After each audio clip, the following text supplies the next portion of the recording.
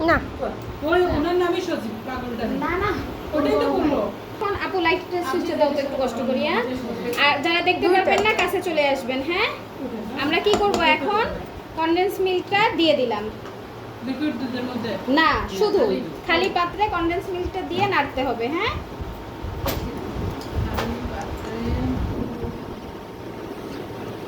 মালাইয়ের মধ্যে কিন্তু একটু গোটা গোটা থাকে দাঁতে পড়ে না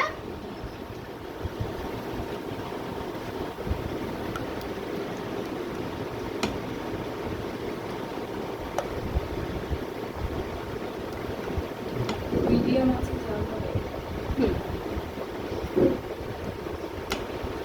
নাড়তে হবে এটা লাগানো যাবে না এটা একটু লাগবে